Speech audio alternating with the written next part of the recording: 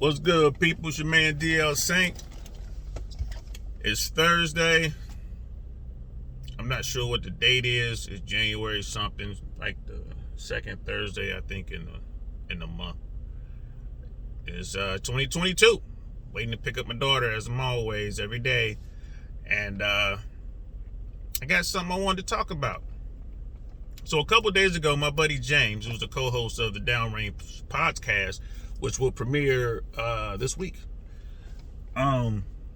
he sent me an article about a guy being shot in North Carolina.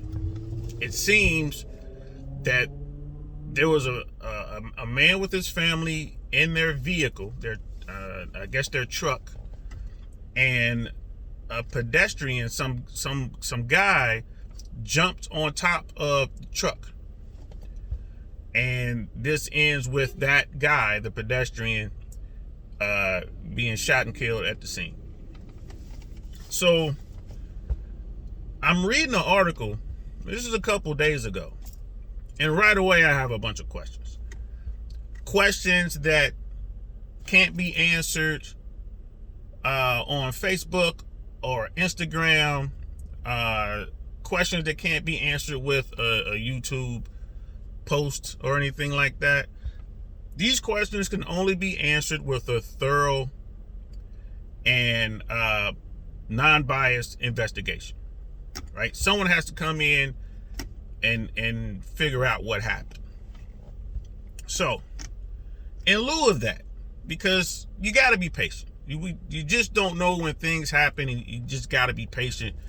And you have to get your questions answered. You have to know. Because right now, we don't know anything other than this occurred and someone lost their life. So right away, I thought, wow, what would someone do? Right? Imagine you're driving down the street, you're in your vehicle, you got your family with you, and you're legally armed. Like I am. I'm carrying a .357 right now. .357 Magnum. So, you're at a stoplight or a stop sign, you're somewhere along the road, and someone jumps on your car. So, my first thought would be to the safety of my family. So, there's a threat. What is the best way to neutralize this threat? Well, step on the accelerator.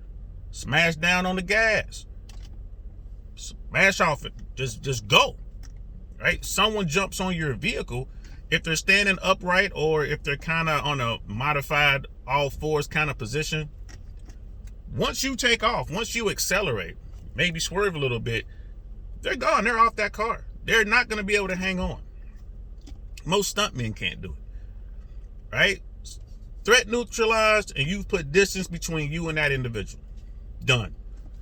Get on the phone, call 911, let them know what happened, because, you're driving your vehicle and it involved a pedestrian. You got to report that. That's what I would do. Mind you, I'm not the average individual in the sense that I have training. United States Army, I was a paratrooper, stationed at Fort Bragg, North Carolina for a number of years, and I've trained with tip of the spear type individuals, and I am fortunate to have that training. I've been on missions with alert individuals. I've been on missions with rangers, not just tabbed out rangers. I'm talking about scroll rangers. I've been on missions with Green Berets, which is special forces in the Army. I have been on mission with French Foreign Legionnaires. I've worked with a lot of tip of the spear type people, so I'm fortunate to have that training. And my training dictates to me, you need to put distance between you and the threat. Okay. So it turns out that the individual involved in this story, the driver, the guy who had his family with him, was an off-duty law enforcement officer. Okay. He should have training. I don't understand how someone could end up dead and a firearm being used in this particular situation. And I am looking forward to getting answers. I am really looking forward to this investigation being completed and a thorough investigation is done, and we can read all of the findings and then go from there. So yeah, that's what I was thinking about. It's out there right now. It's kind of escalated. It's gone to something else. And it's going to continue to escalate, and there's going to be a lot of talk back and forth as to what's going on and why this happened and how could something like this happen and so on and so forth. So yeah, let me know what you think. Shoot me a comment, because I really want to know what you have to say. And one last thing. You notice I didn't mention race. Keep that in mind. I'll talk to y'all later. Peace.